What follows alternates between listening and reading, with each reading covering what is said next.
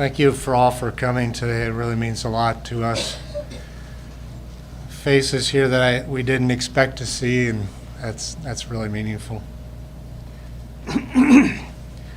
One of my assignments in college was to write a funeral sermon. And probably seemed kind of morbid to some people, but I decided to write my father's funeral sermon. And in Christmas of 1986, I presented it to him in this little book form that I had handwritten out the whole sermon in. And I recently asked him if he still had that, and he went to his safe and pulled it out and handed it back to me, and he said, "It needs some work." You can imagine him saying that, right? So I've been working on it, and before he died, I let him read it. After a box of Kleenex and a few corrections, he gave his approval. I asked him, "You think it's too long?" "Yeah, probably. But I don't know what I would cut out."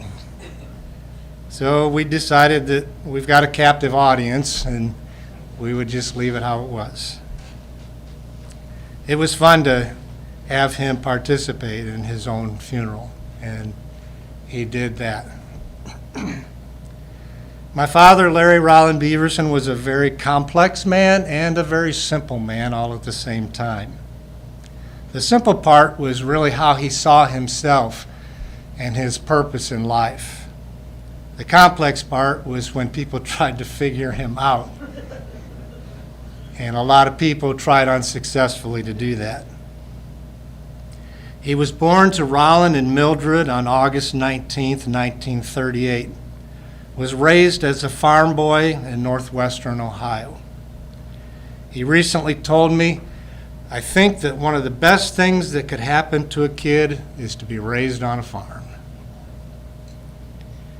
Here he learned how to work hard, preparing the ground, having faith that the seed would grow, and be patient, knowing that in spite of flood or drought, which we've had both of this year, the family would always find a way to survive, and they always did. His father, whom most people called Dutch, was a strong and yet gentle man. His mother, who went by Millie, gave him his red hair and many of the characteristics that often accompany that physical trait. Together, the two of them raised three boys who learned by example honesty, integrity, compassion, the importance of strong character, and the power of love. They weren't merely abstract concepts. They were the core of who they were, values that would serve them their entire life. They were generous people who shared liberally with everyone they came in contact with. That trait in particular was one that Dad embraced. These family values also taught them a love for their country and a clear understanding of what it means to serve. For Dad, it was the Army. Younger brother Jerry followed in the same branch, and the youngest, Ronnie, was in the Navy. Dad entered the Army immediately following his graduation from high school. He had signed up and was reluctantly given the required signature from his mother since he was only 17. In those days, a troop train would travel, and it would go to certain areas and it would pick up soldiers who had enlisted along the way. Most of you heard the story just a year ago about how his relationship with Linda Lou started. She was the one who gave him a picture through a mutual friend on the school bus of herself. He was the one who lost the wallet where he kept that picture while plowing the neighbor's field, only to plow it up again the next year and found it. She was the one who secretly watched him get on that troop train. He didn't even know it happened until later. She was the one who wrote to him first at basic training. The first one to sign the letter, Love, Linda. His first letter said, bye. It was only later he got the courage to say, Love, Larry. The letters continued, and eventually they exchanged class rings, the sign that they were going steady. But he was the one who got cold feet. He recently told me about how basic training can mess with your head. And for him, that was questioning this relationship. On a visit home, he walked up to Linda Lou and without explanation returned her class ring and walked away. She was the one who, with a friend, drove to Kentucky the following week, walked up to him in the barracks, and handed the ring back. Her persistence and boldness set the course for the next 65 years. He always knew he had found the woman described in Proverbs 31:10 as a wife of noble character, and that she was indeed worth far more than rubies. After the Army, he took a job with Aero Equipment, an airplane parts manufacturer, where he was exposed to drafting and engineering. Linda Lou also worked there in the logging department where she recorded sales. The supervisor always delivered the checks personally in a roll call method in front of everyone. He would call the name and the individual would come forward to claim their check for the week. At the first payroll following their marriage, the boss made sure he had everyone's attention and delivered both of their checks to Linda, inciting the laughter of everyone in the room. His interest in drafting intensified, and when the opportunity arose for an apprenticeship with General Electric to actually learn how to make the tools that he had been designing, he applied, along with 2,000 other applicants. He survived every round of the application and grueling interview process, and finally was selected as one of 20 individuals out of 2,000 to enter the program. 4 years later, as he neared the end of the program and prepared to take on an important position, one that would provide a comfortable income for him and his family, he hit what he recently referred to as a glitch. He became a Christian. To him, this was more than just a casual decision. He knew that he was choosing to do something that would alter his life course in every possible way. While his childhood was strong in lessons on honesty, morality, integrity, patriotism, compassion, strong character, and love, this level of passionate commitment to a God who had inserted himself into history through his son Jesus was a new thing. He had always been a seeker of meaning, but he had never landed on anything that he was sure of. He wrote about this recently using free verse poetry, a form of writing that he had just recently become aware of. In an attempt to describe where his journey began, he wrote the following. Early on, before belief set in, I realized the universe was so complex, an intelligent designer was necessary. He told of visiting the library next to our home in Harlan, Indiana. I stood in the yard there just about a month ago, searching for the writings of Edgar Cayce, an American clairvoyant who claimed to channel his higher self while in a trance. Instead, he just happened to run across the book, The Day Christ Died. It was written in 1957 by Jim Bishop. He considered himself as open-minded as the next guy, so he decided to give it a try. Around the same time, he was attempting to update and remodel the house we were living in at the time, or he was living in at the time with his bride and toddler Tammy. It was the early 1960s, but this house had no running water. The electrical service was limited. There was only an outhouse, and Mom was pregnant with me. You guys think you have it tough. Dad hired two gentlemen from a local company, and they came to upgrade the service in the kitchen in order to add an electric stove. Charlotte, you remember all this, don't you? They completed the work, but during the process managed to convince this young couple that they should come and visit their church. None of them were remotely aware at the time the events that they set in motion with those actions. They did not realize the thousands of lives that would be impacted by what they were doing at that moment. This was a profound turning point, and if the ground didn't shake, it should have. His life was changing dramatically, and that change would impact many of you sitting in this room today. He recently said, "I knew that just becoming a Christian wasn't enough. I wanted to go to Bible college almost immediately. This led to some daring choices. The first was to leave everything he had been working towards at General Electric. He approached his supervisor and told him, 'I've got to leave.' His shocked boss could not figure out why, after completing 4 years of a machinist toolmaker training, he would leave the security of a great job. 'How about if you just take a leave of absence?' he said. 'You'll be back.' He took the leave, but he knew he had to make a clean break before he got hooked into this comfortable lifestyle. So they sold their home in Harlan, Indiana, and enrolled in Great Lakes Bible College in Lansing, Michigan.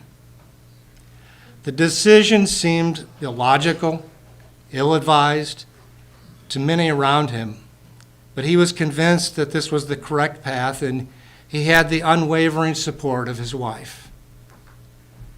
After a year at the college, things became even more complicated. It was as if someone took a snow globe and was shaking it up, and things fall where they may. This time it involved his favorite professor, Etzel Dale.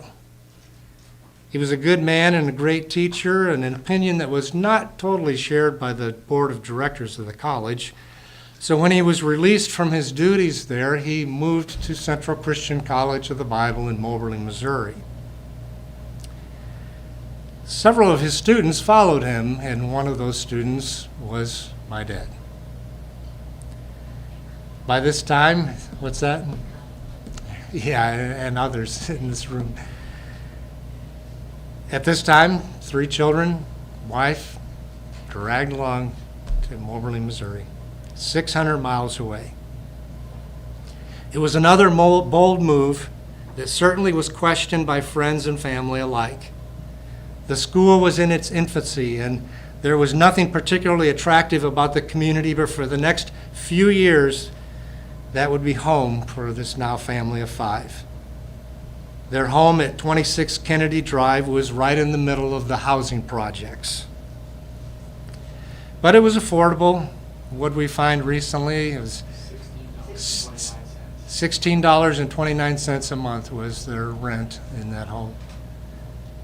It was affordable, and it gave them a place to lay their heads. There were times when the cupboards were literally bare, and he had to pray for food on the table that evening. He attended classes during the day and then went door to door, dodging ferocious dogs, attempting to sell Raleigh products.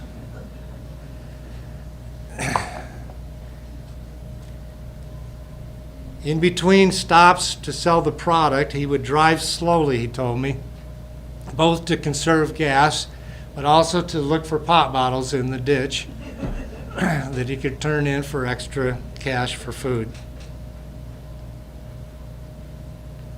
He dug ditches, was on call to help unload railroad box cars down at the rail yard.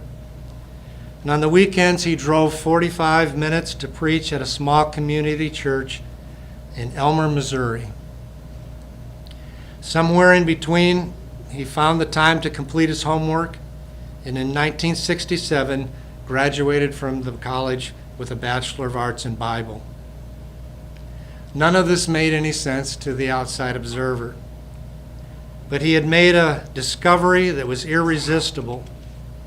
I was looking at one of his older Bibles recently, and in there I found these words handwritten in the column, on the side column.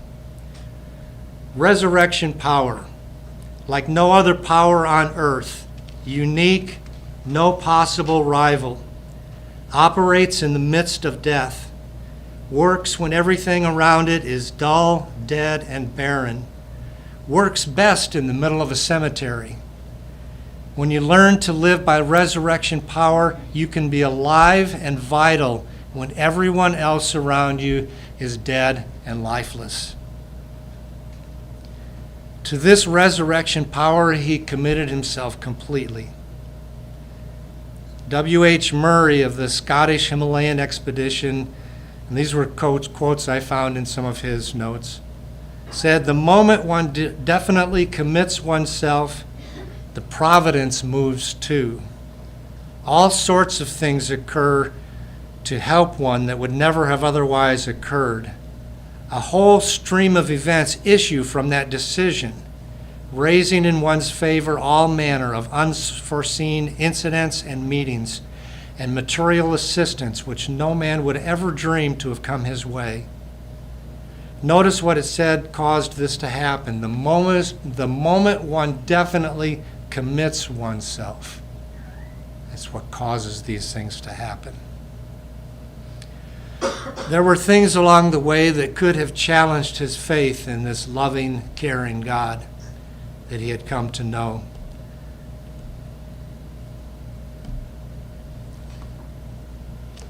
The loss of his younger brother Ronnie in a tragic motorcycle accident had a devastating impact on him, as it did the rest of the family.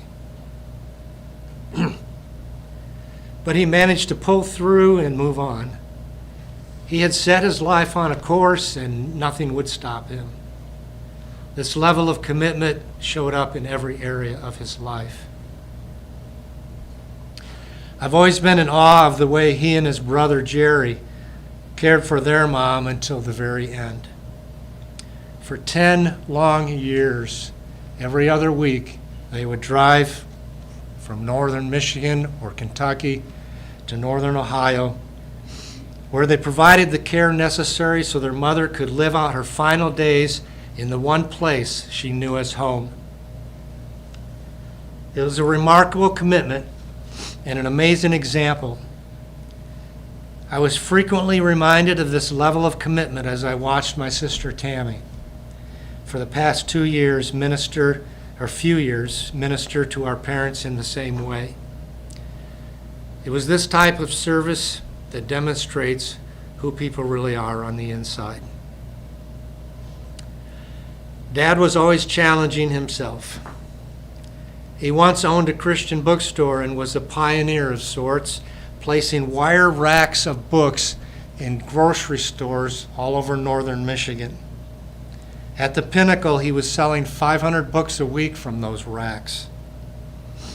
He self-published his own first book, The Private Life of an Ordinary Priest. Many of you have this, have read it. If you need extra copies, we found 2 boxes he didn't know he owned in the garage when we were cleaning it out, and they're out in the lobby. You're welcome to take what you need. There's more than what's out there. That was in 1976 when he was 38. It would become his life mission to share the message found in this book that God intended for every Christian to have a direct relationship with God and minister to those around them. It was a message he lived out with every ounce of energy. His next 2 books were released in 2010 when he was 72. One was entitled About Dutch. It's a story about the passing of Midwest small farms and the lifestyle of their caretakers based on the life of his father. The second was Room 203, a parable calling for a generation of rebels who would rise up and live out true biblical principles. When he turned 50, he wanted a new challenge. He told me recently that he was trying to decide between playing the piano and painting or doing art. I guess he briefly tried piano and decided that was not for him, and instead turned to watercolor painting. With the help of his mentor, renowned artist Charles Murphy, and a voracious appetite for art books, he developed the talent and became an accomplished watercolor artist in his own right. If you look around the room, all of the paintings in here were by him. Every Thanksgiving, he would gather all of the grandkids and great-grandkids around the big table in Todd's house, and he would give art lessons and teach the kids how to paint. It was always, the subject was always of a barn. You won't be surprised to hear that the barn was also the subject of the final painting that he attempted to do. His first backpack trip was when he was 59. It was the summer of 1997. The trip was a 42.8-mile trek on the Lakeshore Trail along Lake Superior, part of the Pictured Rocks National Lakeshore in the Upper Peninsula. 3 of the grandkids were on that trip, as well as some of the rest of you in this room. He knew it would be challenging, so for weeks prior to the trip, he hiked the 3 miles from his house to his office, and each day he would add a few pounds in the back of his pack to build up his endurance. 59, remember? The first day of this trip, he got word that my mother had cancer, the first time. He knew immediately he would not be able to complete the trip, and he returned home to be with her.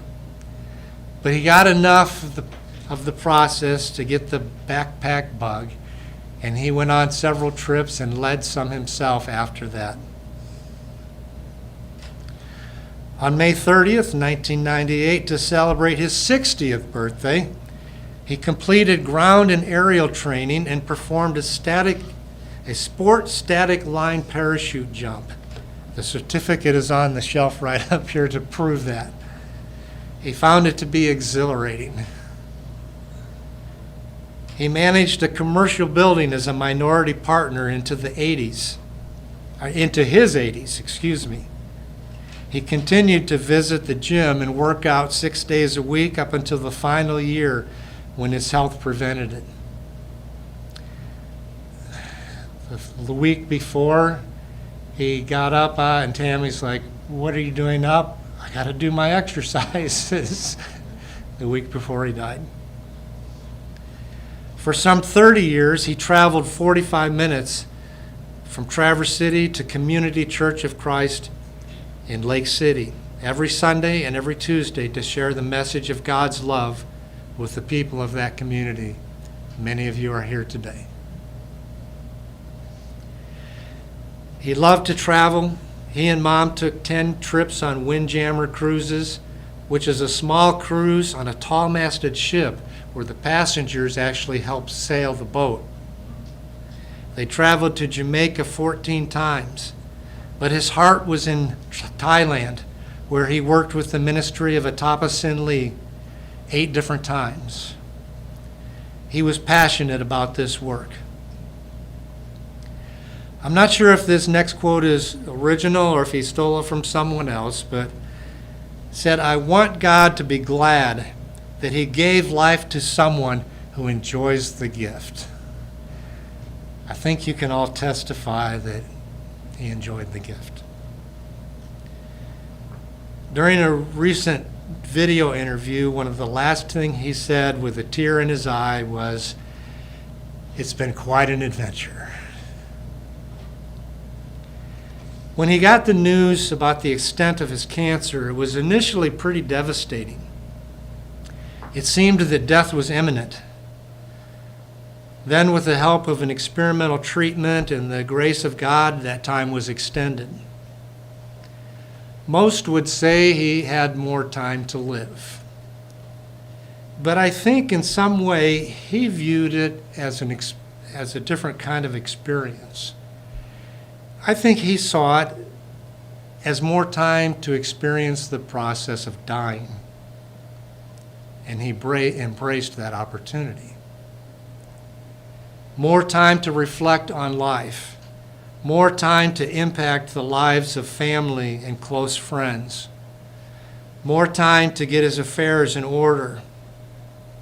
More time for those who were touched by his life to tell him.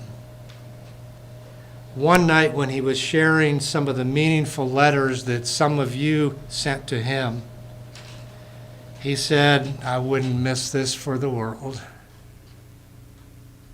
He cherished every word of encouragement, and it lifted his spirits to know that his life was not in vain. He was emotional each time he realized his efforts had found meaning and purpose in your lives. There were connections revealed that he would not have known about had he not been gifted this extra time.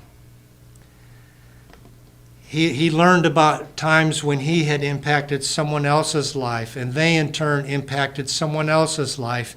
And in some strange way, those circles came back to him. He did not throw in the towel at the end. "I still have plans and projects to do," he said. "You can sit here and wait to die, and you will die." But he had plans, and he continued to develop those up to the end. In late summer of 2022, he was told, "You have months to live, not years."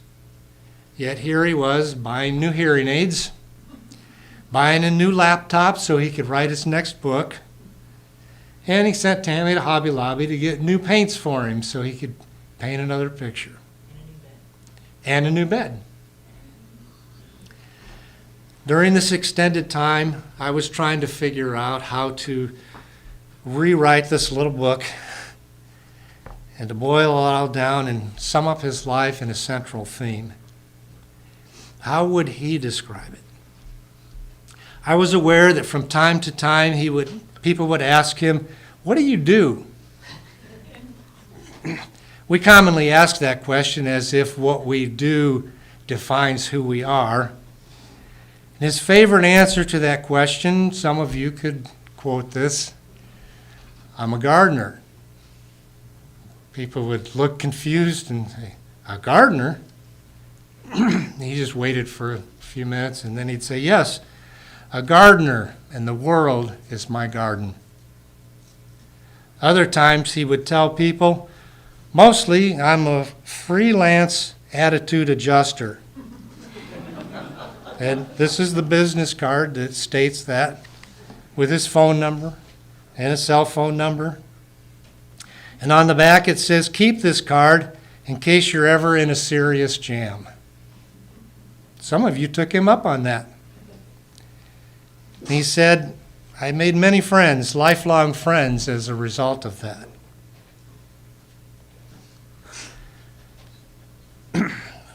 One day we were talking about one of his mentors, a man named Roy H. Williams, also known as the Wizard of the Wizard Academy, and I would probably been in trouble had I not mentioned him in this talk. Actually, I'm not sure if Roy was a mentor or just a fellow journeyer. Dad devoured everything the man produced and twice traveled to his campus in Austin, Texas for inspiration. His own teachings were regularly sprinkled with quotes from this man. I think he was so enamored because he felt a kindred spirit. Anyway, as we talked, he opened up a secret page on his computer, and he read this quote from Roy Williams. "Do something that needs to be done. Fight for someone who needs you to fight for them, because they cannot fight for themselves. Rise up from this pleasure-saturated society in which you live and tackle a problem that is bigger than you are. At that moment, I realized that was the central theme of my dad's life. It was who he was and how he lived, not because Roy H. Williams said so, but because another teacher that they both respected said so. This other man was the greatest teacher of all time, but he chose to wash people's feet. He said, saying things that didn't seem to make much sense, like, if you want to be a good leader, serve people. He was critical of those who did things to publicly demonstrate how religious they were, but did little that was actually meaningful. And he gave up the greatest possible heavenly pleasure to experience the worst possible earthly demise. A man named Paul said this about him: "You see, at just the right time, when we were still powerless, Christ died for the ungodly." Very rarely will anyone die for a righteous man, though for a good man someone might possibly dare to die. But God demonstrated his own love for us in this: while we were still sinners, Christ died for us.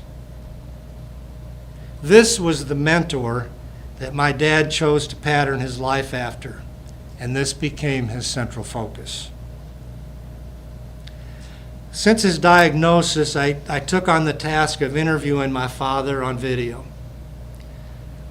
In one recent talk, I observed that much of his life had been dedicated to forgotten men and women who had come into his life.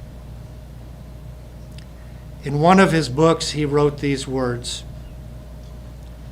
"The only way we can serve Jesus is to serve other people.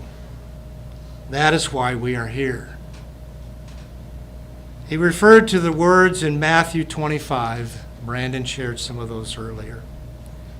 "Whatever you did for one of the least of these brothers of mine, you did it for me."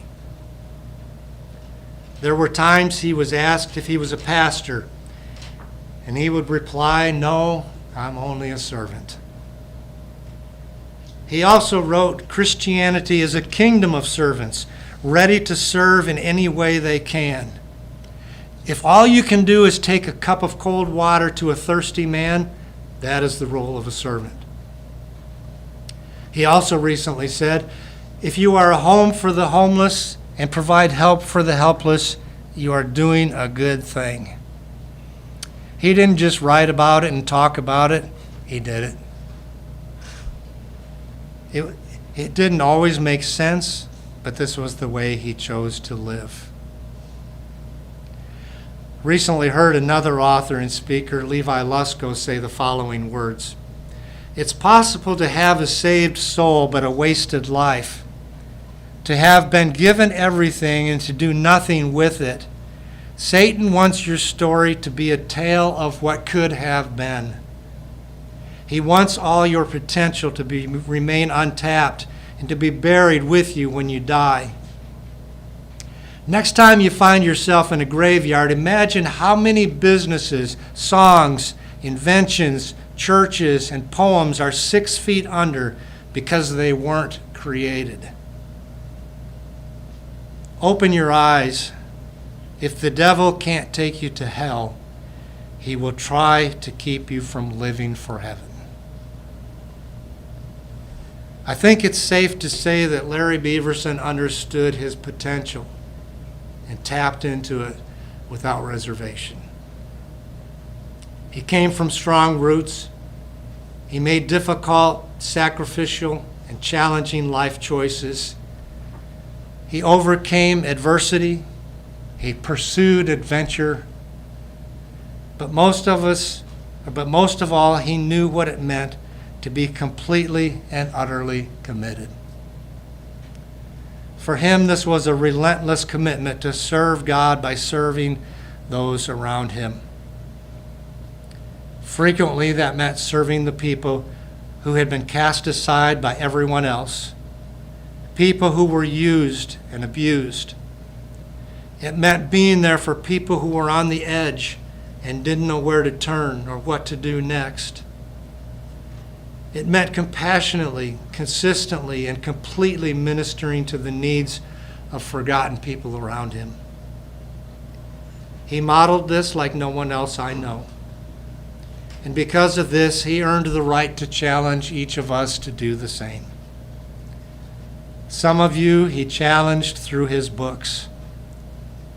Some he challenged with his teaching and preaching. Some of you he challenged directly as a mentor.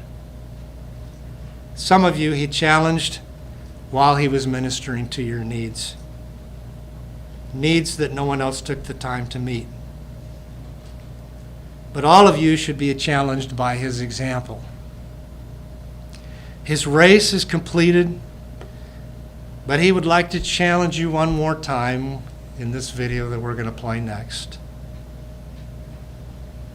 These comments were in response to the following question. Dad, what message would you like to leave with your grandchildren and your children and your great-grandchildren? You know, he has carried the baton faithfully. He carried this one right here. And he now would like to hand that baton off to you. It's your turn to run the race. We're ready for the video?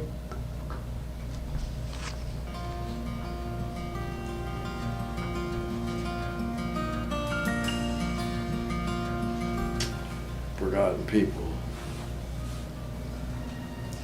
Yeah, there are a lot of those, and some of them are in positions where you'd think they're surrounded by people who care about them and love them, but they're also forgotten. And I think that's probably one of our jobs, our main job. And I kind of figured it was mine anyway, but I think people are so wrapped up in themselves that they don't even notice. You know, you go anywhere, like the clerk at the dollar store, she's got problems, this poor lady. Linda has kind of befriended her a little bit, calls her by name, and that's important to people like that, I think, if you learn their name, even at the dollar store. They're all over the place. And there's one right there. Some of the things I've mentioned, especially about your grandma Linda, is in your genes,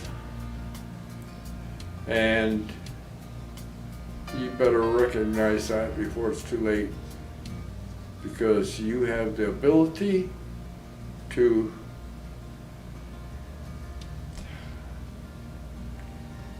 contribute to this world and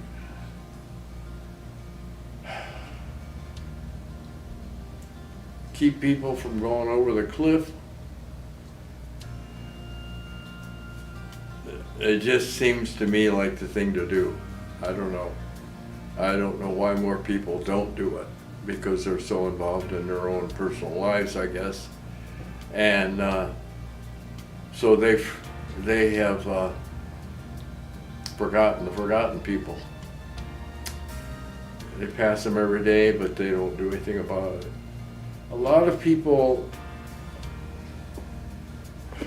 are so obnoxious that they have eliminated all the friends around them, and then when they get to a point where they need them, they aren't there.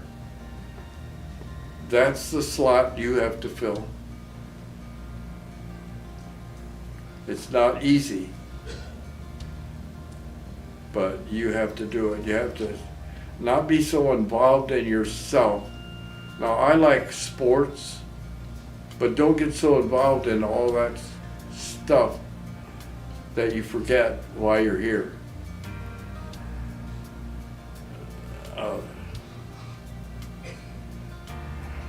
It's a responsibility that somebody's going to have to do.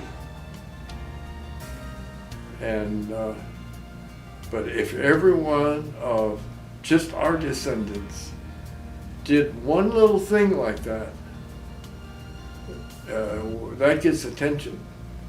Then, oh, and then that may make somebody else do the same thing. I can do that too. And it's not for your glory. It's not just to make you feel good, although it does, but it's not the purpose, because sometimes going through that is pretty tough. Pretty tough. They get themselves into these situations, but that's not yours to judge. Yours is to take care of that deal right now. Do what you can. I just recalled an interview I read one time. A man by the name of Houston Brown. I like that name. I kind of kept that as a pseudonym or whatever. But the interviewer asked him if there's anything that he did that he regretted. And he said, oh, not so much. He says, I regret the things that I could have done and didn't, more than anything. And I agree with that. I can think of so many things, just little instances throughout life that, where was I? You know, it just, so if you don't do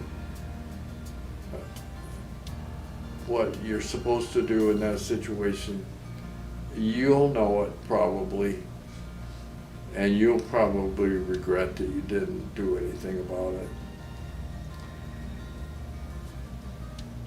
I don't know what else to say about that.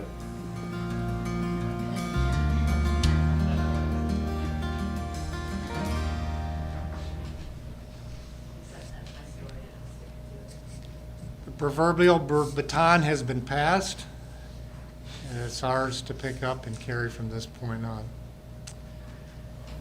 That is the end of the service.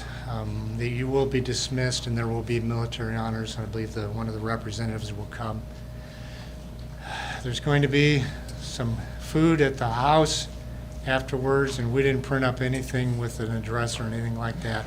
You'll have, if you don't know where to go, find someone who does, and we'll figure it out.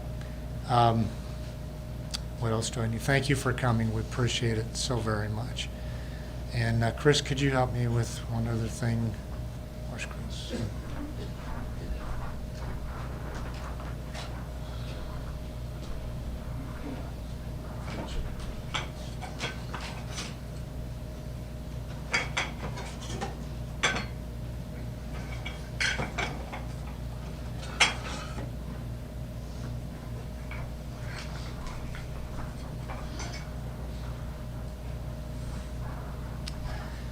The representative can come at this time. Thank you.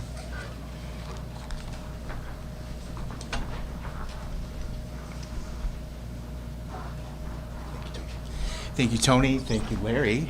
Thank you for all being here. At this time, we're going to make our way outside for a presentation of military honors. So it's best to have those folks in the back start making your way out. We'll gather on the porch. I'm going to ask that you leave the stairway and the doorways free for us to be able to escort Larry out for honors. Pallbearers, if you've been asked to be one, I will have you meet us out by the front doors here within the next 5 minutes. Thank you.